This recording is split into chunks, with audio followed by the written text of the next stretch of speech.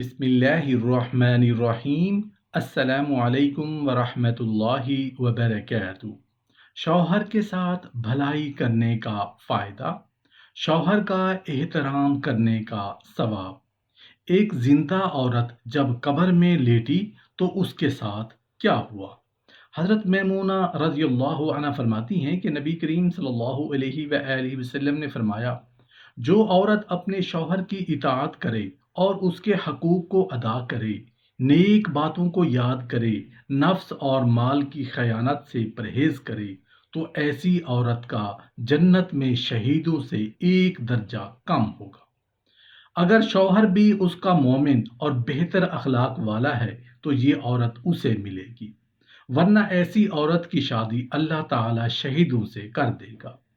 हज़रत आयशा रज़ियल्लाहु अन्हा से रिवायत है कि रसूलुल्लाह सल्लल्लाहु अलैहि वसल्लम ने फरमाया कि जो औरत अपने खामंद की आरास्तगी और भलाई के लिए कोई चीज़ उठाती या रखती है, उसे उसके एवज में एक नेकी का सवाब मिलता है और एक गुनाह मुआफ़ कर दिया जाता है और एक दर्जा बुलंद कर दिया जाता है। और जो औरत अपने शौहर को खुश रखती है और हामला होती है, उसे इतना अजर दिया जाता है जितना रात को इबादत करने वाले और दिन को रोज़ा रखने वाले और अल्लाह ताला की राह में जिहाद करने वाले को मिलता है। और जब उसे दर्द ज़ेह लाहिक होता है तो हर दर्द के बदले में एक गुलाम आज़ाद करने का सवाब मिलता है।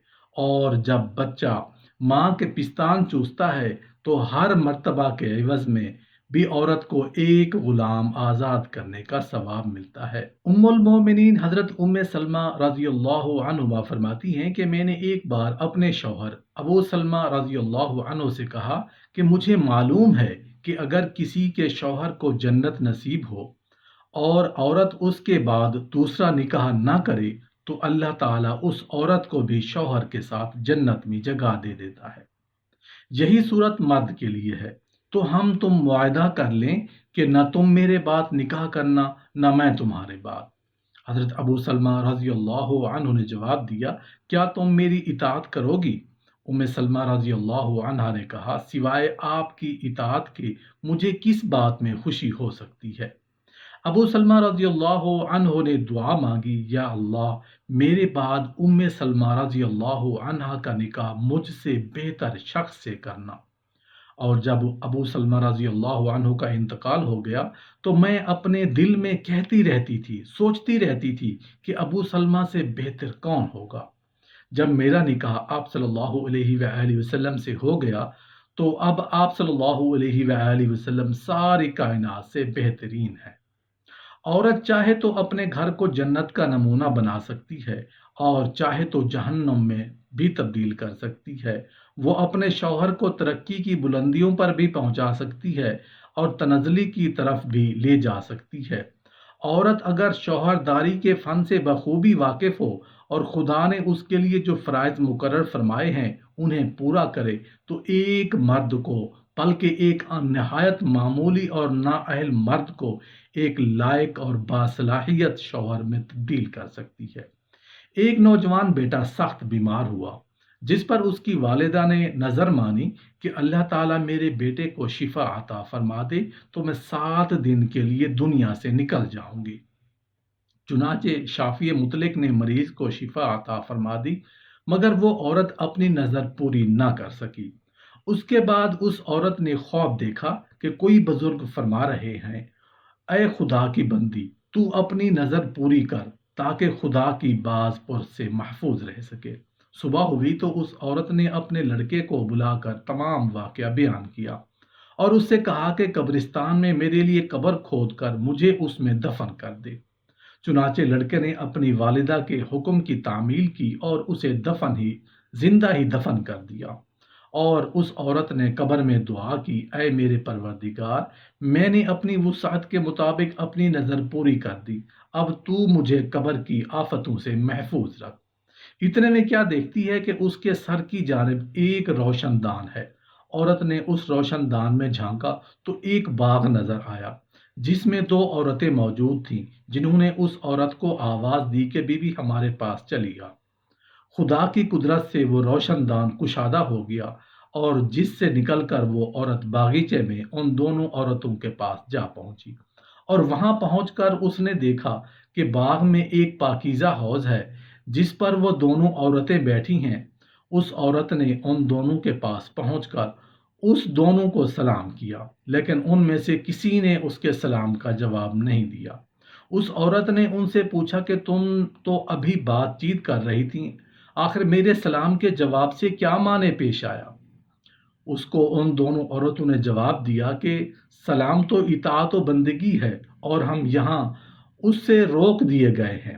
اتنے میں یہ عورت کیا دیکھتی ہے کہ ان دونوں عورتوں میں سے ایک کے سر پر ایک پرندہ اپنے بازوں سے ہوا کر رہا ہے اور دوسری عورت کے سر پر ایک پرندہ اپنی چونچ مار رہا ہے۔ یہ دیکھ کر اس عورت نے پہلی عورت سے دریافت کیا کہ تمہاری اس فضیلت کا سبب کیا ہے؟ اس نے جواب دیا کہ میں دنیا میں اپنے شوہر کی فرما بردار بیوی تھی اور میرے دنیا سے رخصت ہوتے وقت میرا شوہر مجھ سے خوش تھا۔ بس اسی اطاعت گزاری کے صلے میں اللہ تعالیٰ نے مجھے اپنی اس نعمت سے نوازا ہے۔ پھر اس نے دوسری عورت سے معلوم کیا کہ بی بی آخر تمہاری اس کلفت کا سبب کیا ہے؟ تو اس نے بتایا کہ میں تھی تو نیک بخت مگر شوہر کی فرما بردار نہیں تھی، اور میرے دنیا سے رخصت ہوتے وقت میرا شوہر مجھ سے ناخوش تھا، لہٰذا میری نیک بختی کا صلہ اللہ تعالیٰ نے مجھے یہ باغ عطا فرمایا، لیکن شوہر کی نافرمانی اور ناراضگی کے باعث میں اس عذاب میں مبتلا ہوں۔ لہٰذا میں تم سے درخواست کرتی ہوں کہ جب تم دنیا میں واپس جاؤ تو میرے شوہر سے میرے لیے سفارش کرنا، ممکن ہے کہ وہ مجھے معاف کر دے اور راضی ہو جائے۔